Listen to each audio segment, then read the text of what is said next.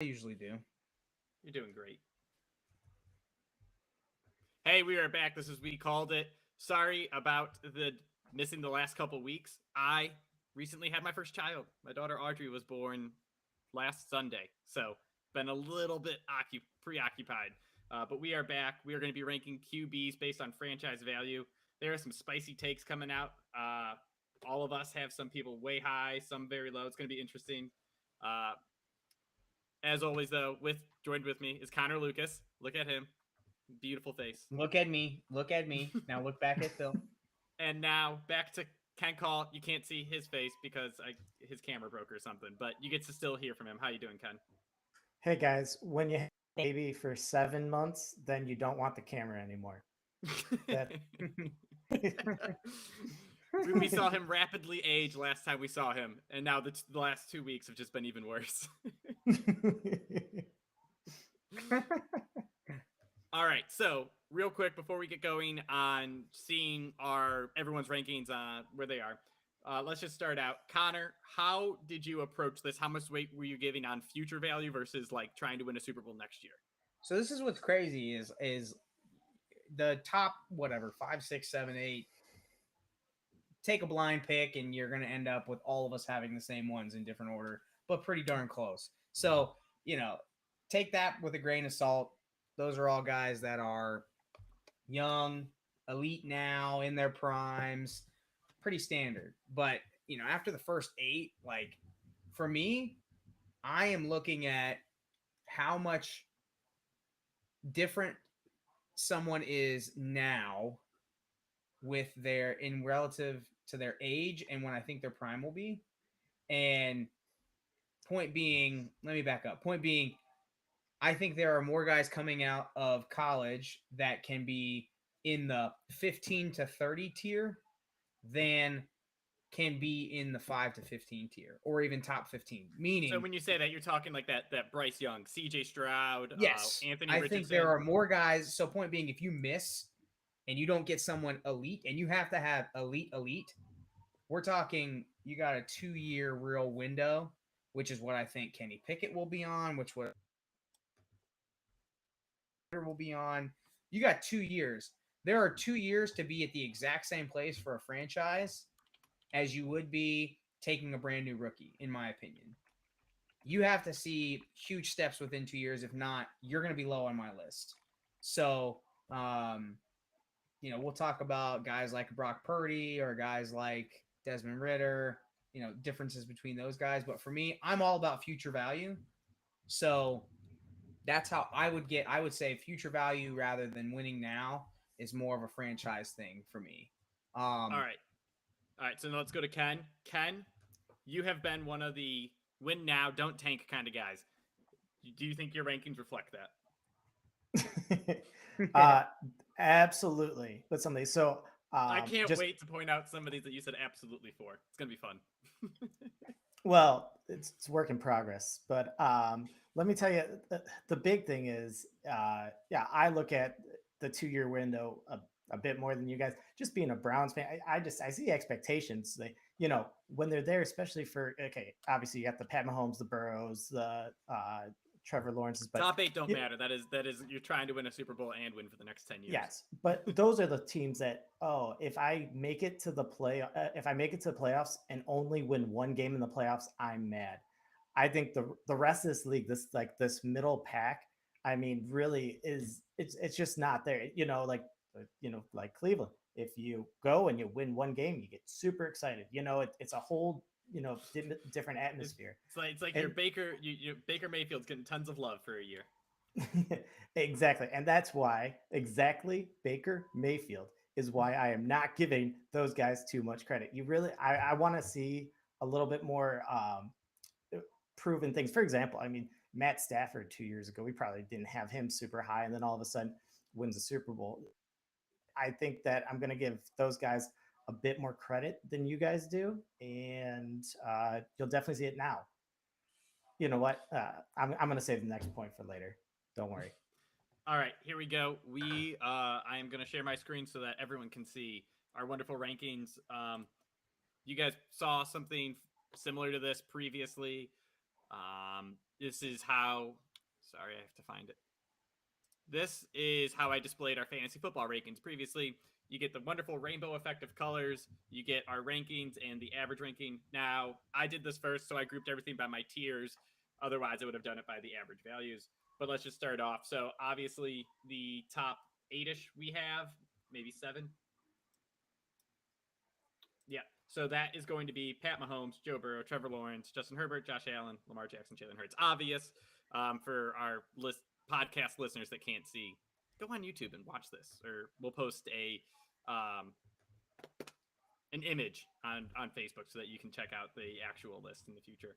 But obviously, all of us have 1 and 2, Joe Burrow, Patrick Mahomes, meeting in the AFC Championship or in the AFC playoffs year after year after year. I feel like there's not much to say about these guys at all.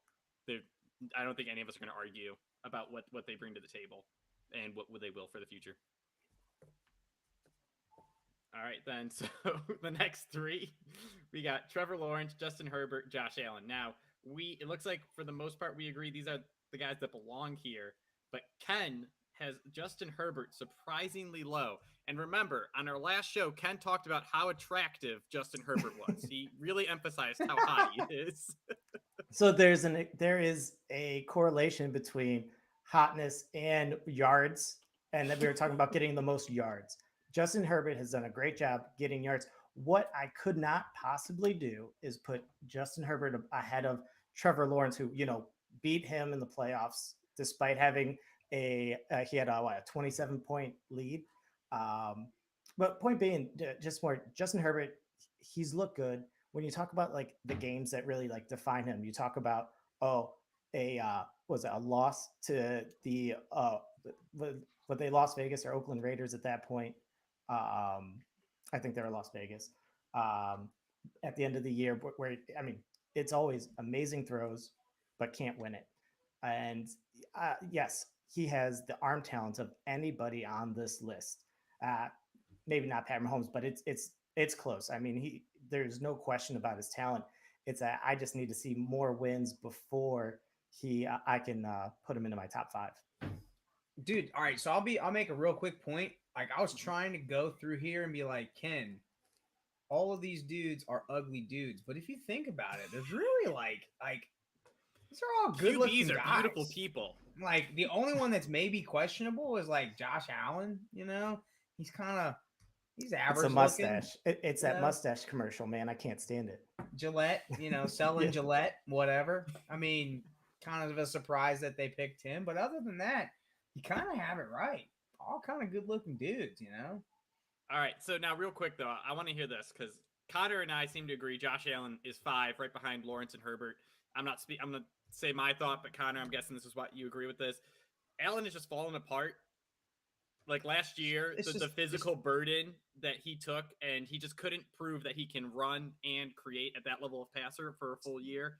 That's why I dropped him below those.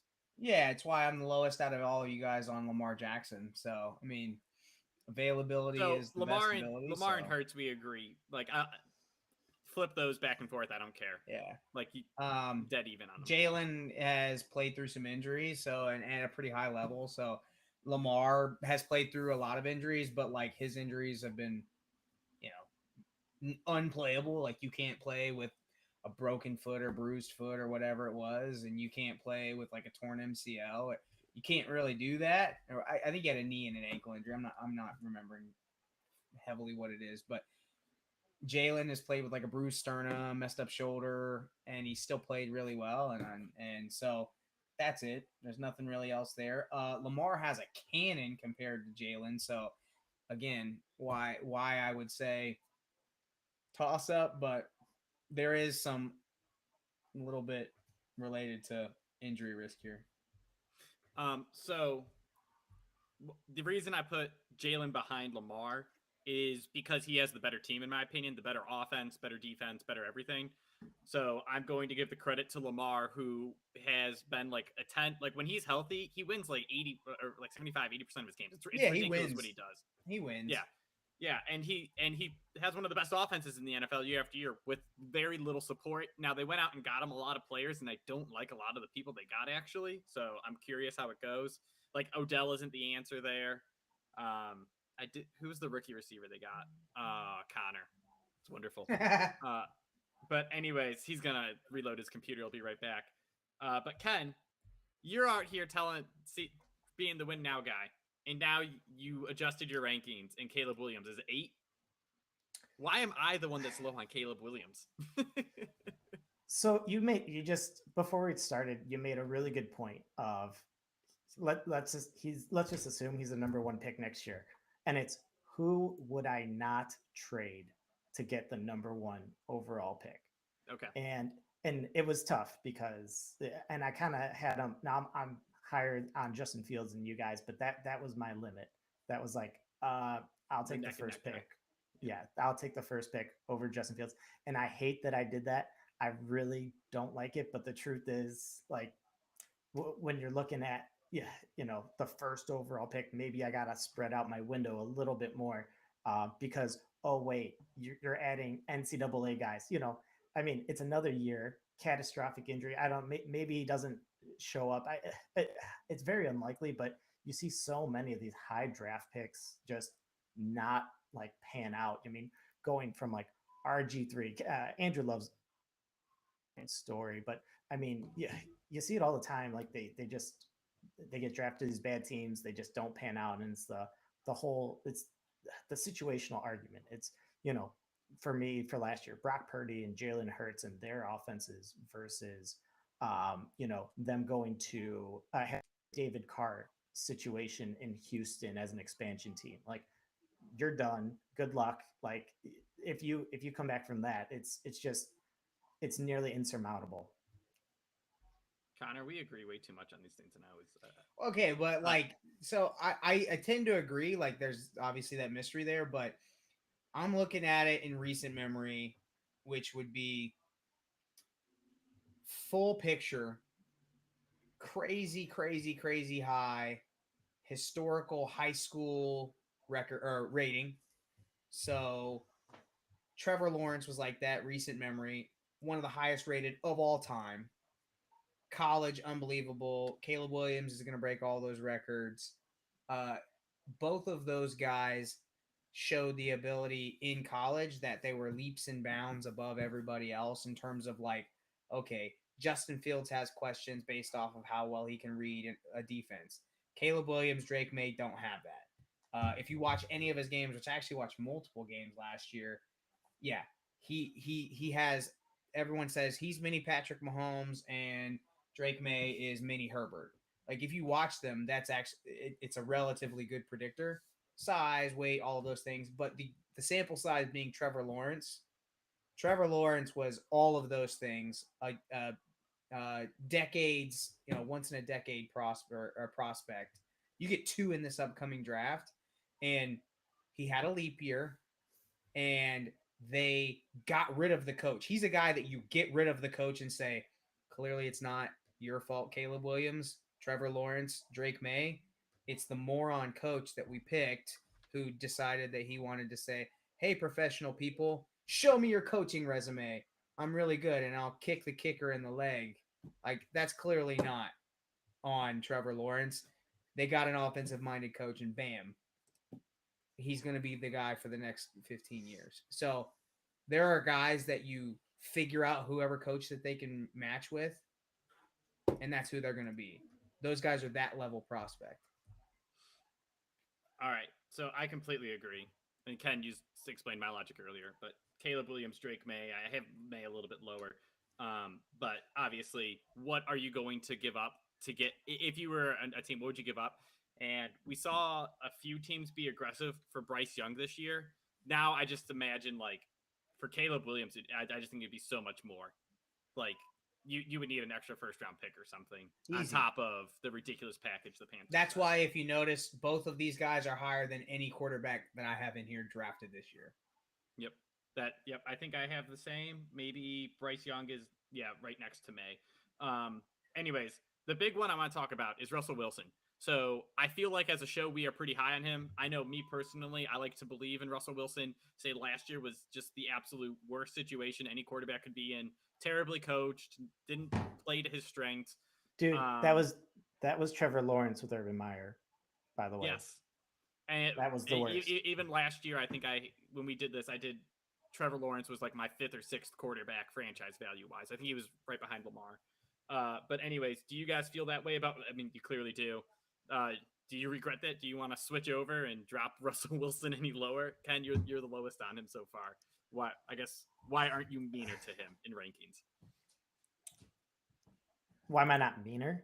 Yeah, because like I think realistically he should be a guy that the media would put around Stafford, Prescott, maybe below Carr, like that range. So ranks 20ish.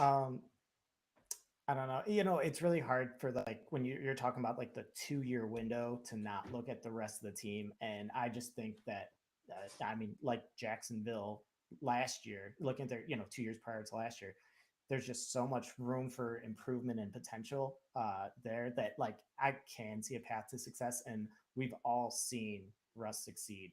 And yes, he's used legs and it's not quite there, but he's still a Super Bowl winning caliber quarterback. He was still like the perennial, team to beat in the NFC West and, regularly in the NFC Championship game. And I just think that, I gotta give that credit where it's due. I think he has just a little bit more than of a resume than like Stafford and Dak. So I can see it coming back around for him. All right, and Connor. So why do you not hate Russell Wilson more? This is me. He gets. I like a pass. I mean, I'm 99%. So I guess why do you think he's better? So you have Stafford real low, probably because of injuries, but why don't you put him closer to that? I don't know, Carr, Cousins. Like Cousins is throwing for 4,500 yards and 27 touchdowns every year. He's 35, I think. So they're both like that, but Wilson can actually win you games. He's won a Super Bowl. You could say Stafford has done the same thing, but he's played. I feel like he's played less games. Like he's hurt, but I get it. He's a tough guy, but like recency bias for Stafford, 34, 35 years old, 36 years old. You start getting injured there, I'm kind of fading you pretty hard because your re-injury risk, all of that, which I talked to about like at the beginning with injury risk. But Wilson, I'm pretty sure we actually said at the beginning of last year, like Hackett was the wild card in that division. We were like, if he's great, if he was the reason for Aaron Rodgers' success, that whole division is going to be a shootout. And he was awful. And so Russell Wilson has shown he can win. He's shown he's got historically high, basically, numbers across the board in every category. And he just got Sean Payton. I get that. But, I'm not going to I'm not going to shoot for that 4-year, 3-year window to put him above some of the younger guys. But he is going to be, to me, he's going to be at 10 or 10, 11, 8, 9, 10, 11. He's that last guy that you're like, he's better. He's good. I can rely on him. Yeah. And I don't want to take a risk of like a long-term upside guy, similar to Fields or Young. All right. Now, Ken, just defend Aaron Rodgers being number 7 for a second. I mean, yeah, go ahead. Okay. So if you look at his numbers and you look at the last time he didn't have an elite wide receiver, he had a huge drop. It was like after Donald Driver and before Jordy Nelson like popped up. That's a while back in his career. But the thing is, he did so well when Devontae Adams was there, and last year you could just see visible frustration with his offense around him. His only real playmaker. Christian Watson popped up there towards the end, but only one he could really trust was Aaron Jones, and he's just never been a guy who feeds running backs the ball. But I just think that he's rejuvenated. He's actually, he went to the voluntary workouts. He's looking good at minicamp, but I really, part of this is just, I think that Garrett Wilson is just going to explode this year. I'm actually really mad with where he's at in fantasy rankings, because I was like, oh, this is a guy maybe I could get in the 3rd round. No, he's like, he's a top 10 wide receiver right now. But the hype is real. I think that Aaron Rodgers is just going to thrive. He already knows the system. I mean, he handpicked some of the receivers, and the receivers that were there, really, Garrett Wilson at this point, are really good. I just think that there's a lot of buildup. If he likes it, he'll play. If he's having a good time, he might play. Two, maybe 3 more years, and I think that him doing well at the helm, he has just as good a shot as any of these other guys here for a short-term Super Bowl win. And like I said, I'm a little more short-sighted, but at football's short-sighted. All right, so now one thing I will point out before we move on and talk about like all the other guys, really where the controversy starts to come in, where you start to really debate old versus young, injury history and whatnot. But so in the top 11 guys, currently, I think 1 is in the NFC, 9 are in the AFC, and Caleb Williams is a wild card. If Caleb Williams goes to the NFC and Drake May doesn't, like, it should just be his conference to run for the next 5-6 years until someone else comes up. But I guess Jalen Hurts is the real threat.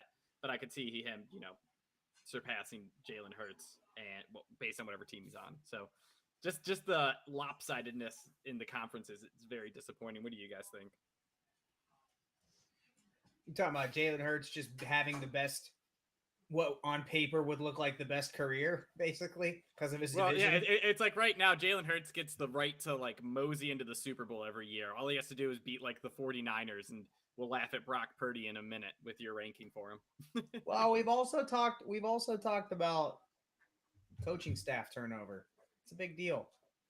I'm just saying though, like in terms of talent, there is not much in the NFC to give Hurts any competition, at least this year. No, some of these young guys have to pan out, and then you kind of maybe have some questions. So let's go on to that then. Number 1 guy, Ken, you have him at 9. Justin Fields, you mentioned it earlier. So do you trust him to develop that much as a passer, or do you blame his receivers for him not having success last year?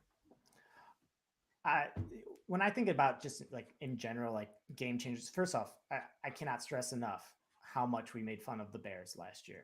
Their entire offense, starting at the line, their best player on that offense besides Fields was probably David Montgomery. Don't insult. Who's their other running back? That's Khalil Herbert. Dude, no, you're right. Khalil Herbert was legitimately better than him, but still a backup. My point being is he just showed, like, he has that, I don't even want to say that game changer, like that special playmaking talent. I mean, he could have like a Lamar Jackson type MVP type year, where they set him up, and I know you're not supposed to look around the team around him, but especially coming, hopefully he didn't build too many bad habits off of playing on that junk team. But I mean, he really just his running, it's just another step. It's just Lamar Jackson, but like a little bit more of a fullback type runner, like hard to bring down. I mean, I just think that type of talent needed to stand out in my rankings, and it did, once again, right behind Caleb Williams. So do you trust him to develop as a passer? Yes or no? Like, well, I guess what kind of passer do you think he develops into? That's my point. Yeah, enough. Develops. So like Lamar Jackson level passing. Well, I think it would be an insult to say he couldn't do that. Okay. Now, Connor, you and I have the same guys, just different order, and I'm not going to argue on your order because they're all the same to me. When you look at this group, are these guys that you could see easily rising up, or do you think like their ceiling is right outside where Jalen Hurts is, where it's like, yeah, even I guess Drake May, he doesn't count because he's going to be a rookie next year, but Fields and Young, I don't think they have enough ability to jump ahead of people like Hurts, Lamar, Lawrence, Herbert, all of them. But I think if they're great, they would be, I think previously PFF called it the Matt Ryan line, where it is you are right outside that top tier and you will always be outside of it, but you can win a Super Bowl or have a wonderful career. Do Well, you it just feel the depends on same, what you or do you define think the these guys definition. can become great? Just depends on what you define the definition of great. Right, Fields, I so- think Fields is So going to that win top games. 5 or 6 group. I don't think Fields will ever be there because I don't think he'll develop that level passing. But Mhm. can he be Lamar Jackson light? Yeah, because I think they're going to do what they did with Lamar and build the offense around him and just say, "Hey, man, we know you can't read defenses. I think we just give up on that. I think we make it a maximum 3-read offense, 3-read progression. They're dead. They're like right now, and that this past year they were a 2-read progression. Check, check, run. I think they may, now that they have such weapons around him, they may move to a 3-read offense. But he has to take that step, and I'm not convinced that he did that. But the freak athlete upside, this is the Anthony Richardson debate. The freak athlete upside can mask a lot of inefficiencies and a lot of Fields can win you games. I mean, his ceiling is Michael Vick, right? And that's the truth because Michael Vick had, quite frankly, he had questionable accuracy, but he had a cannon for an arm. Fields has cannon for an arm. He had question marks about whether or not he could fully read defenses. That's why people wanted to move him to receiver. Fields will be the same way probably his whole career. That's the accuracy thing that we're talking about, where it's like, hey, can you become more accurate? Really only Josh Allen was the guy that really bucked that trend that said, hey, I was less accurate in college than I was in the NFL. But you have to have an elite skill set outside of whatever it is your downfall is. He has that. So you just play to your strengths. That's why the question marks of Lamar this year, can he – it's still a question mark, even though I think that he can. Same with Fields. Can he develop in Monken's offense? Can Fields develop in his offense? Yes, but they're not going to say, hey, we want you to run a 2-minute drill every chance you get, and we're going to turn off your earbuds in your ear and just let it go. You call all the plays. He won't do that. All right, so now this next group, Tua, Kyler, Brock Purdy. These are the guys that I would say Bryce Young coming into the league. I would expect him to be on par with their production last year. Now, Connor, I can't wait for you to report Brock Purdy in a minute. I can't believe. I mean, like, so just let me explain. This group for me is the people that have shown they can throw or they can fill the role that their team needs, but they have an injury problem. So they are young, so you get 10 more years of them, or 8 to 10 years pending injury. So they are definitely on par with the guys below them, worse than the guys above them. And then the only people to argue with are like Bryce Young, Justin Fields, and these guys get the penalty because they're just more prone. I mean, you're also forgetting the fact that I think we talked about this last year. The highest, first or second highest rated number of plays that are predetermined pre-snap comes from one offense. It's either first or second. It's Kyle Shanahan's. So basically, the point is you come in and he's calling the plays to you, and he's so smart that he is like saying, hey, listen, I'm going to give you a play call for these 3 defenses that I know they're going to run because I'm so smart. So option A, option B, or option C is going to be open. If none of them are open, check it down, throw it away. That is the easiest thing to do with a young quarterback. Predetermined reads. And Kyle Shanahan has the highest number of those, like his highest percentage of plays predetermined pre-snap or determined pre-snap. So to me, Brock Purdy doesn't have the draft capital. We're talking about betting like outrageous odds. We're talking Tom Brady odds. And I would rather not bet that he's the next Tom Brady. And I would rather bet that he's probably the next Matt Flynn. How about that name drop, Mr. Call? Hey, as a Packers fan, and I know me some Matt Flynn, 6 touchdowns. Yeah. But anyways, it's hard for me to say. So yes, I agree with you that the 49ers is why he's successful. But the thing is, he's on the 49ers. So like, could he be a perennial Pro Bowler with the Shanahan offense? You don't even know if he's going to start this year. You really I don't. There's no way Trey Lance starts. He has way too many like hilarious throws where it's like routine drop back 15 feet over the guy's head.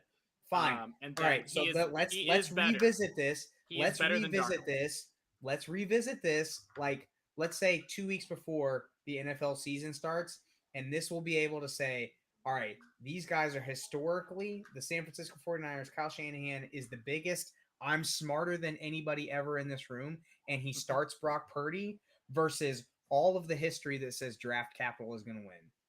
All right, cool. Out. I am sticking. Oh, tell that to Tom Brady. Ken, do you have any thoughts on these guys? So I had Tua a little higher, and so do concussions not worry the doctor? Are we going this? The doctor saying torn ACLs don't matter too. So the big difference is play, like for concussion, play does not decrease. When you return. All right, so I'm saying I'm not worried about his play. I'm saying his career is going to be cut short. So that's why I penalized it. And that's it. Where he just looked so good last year. And yes, okay, once again, amazing setup for an offense. Turns out Jalen Waddle's really freaking good. Turns out Tyreek Hill is everything advertised. Not a product of Pat Mahomes, but they got him in a system that just really plays his strength, except for the fact that he needs to just throw the ball away. That's it. He needs to slide. He's not fast, and those things. I'm really. I mean, he's not super high for how he did last year, but I would have him probably closer to Justin Fields if that was the case. But there, of course, there is always that chance. But he just I'm betting that there's a better chance that he could change those habits than be out of the league in, once again, my window of 3 years. Gotcha. All right, so we're pushing up against time. So there's only a few people I'm interested in. I'm assuming you guys don't. We have rankings for Stafford, Prescott, Carr, Goff, Cousins, but it's like so vanilla that if you want to sort those guys however you want, I don't care. They're this group though. They're starting caliber quarterbacks, but they're not going to move. They're only going to steadily go down as young guys replace them. All right, but let's all talk about the few that are young in here that I think should be noted. So CJ Stroud, it seems like we all agree. If he hits his stride and running and things turn out, like what's his like we might actually be placing him at his ceiling where it's like he could be Stafford or Prescott. How do you guys feel about Stroud? And then we'll do Richardson next. I liked him. I initially had him much higher, but once again, just he could die on that field of playing for Houston. Not that they have a tough schedule, but they just, they're not giving him much to go around, and we have seen it before in Houston. So, but I like him. I initially had him probably out. I think I had about 5 spots higher before. So let's see. You had Bryce Young at 11.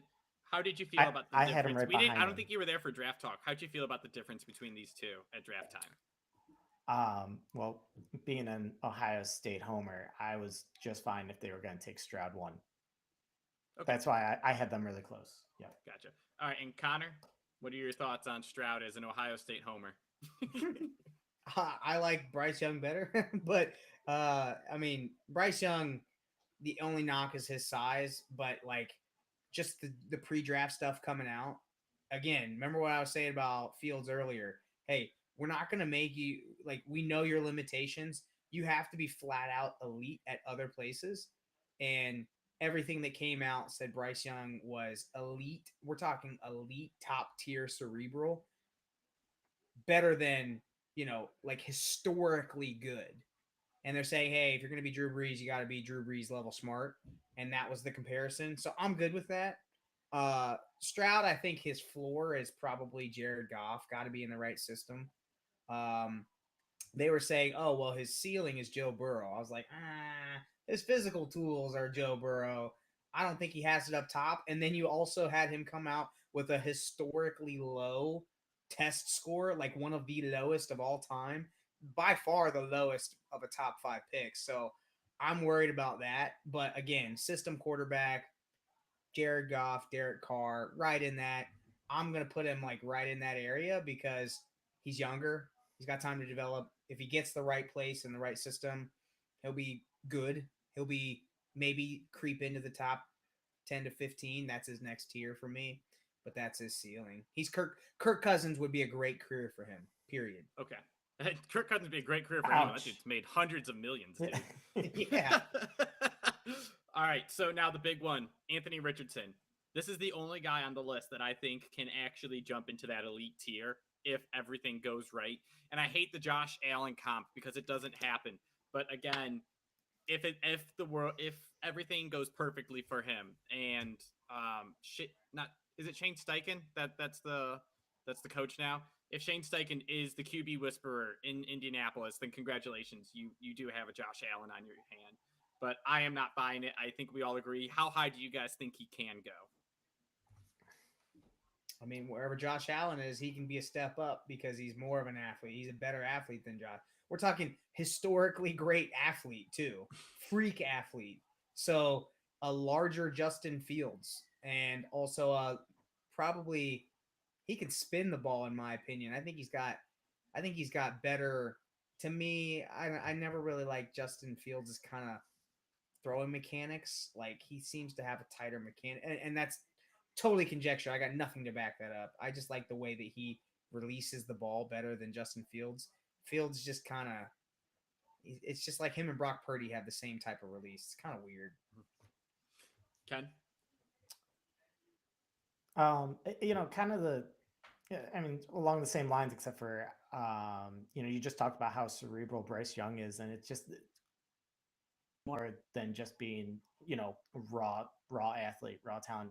You see raw athletes all the time not succeed at quarterback. So, I don't know. You see so much about like the bad passing percentage and, every other part of the game that's missing. And that's not something I'm willing to bet on. I think that it'll be a fun project, but I'm not going to bet on it to succeed.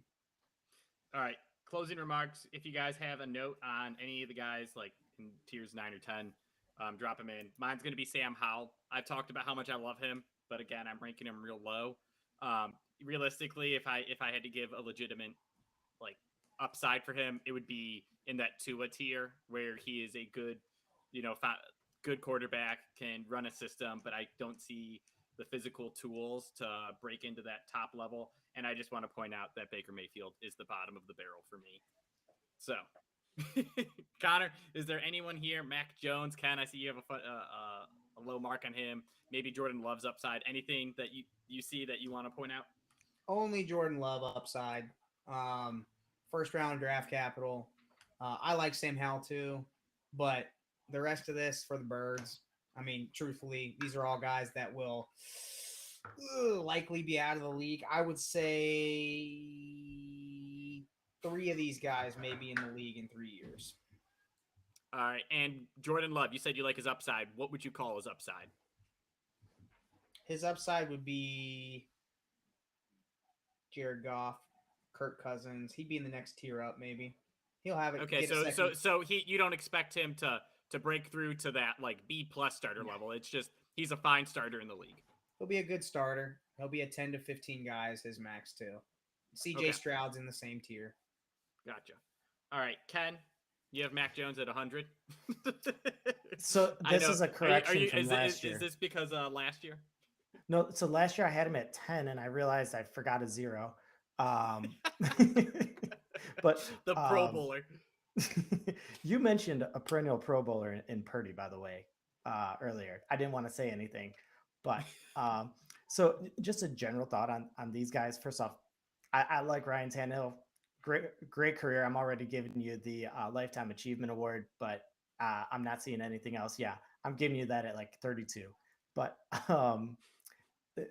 in general, I'd rather have the question mark rookie than these veterans, just because, give me the question mark that might improve versus like the Kirk Cousins where I'm not gonna ever get there and you just know it. That's really all I got. All right, cool. I'm just so glad that we all agree that Daniel Jones was the biggest mistake that the Giants could have made. Torpedo. Yep. Human torpedo of their organization. All right. So sorry about having technical difficulties early on and having to cut this one short. Thank you for listening.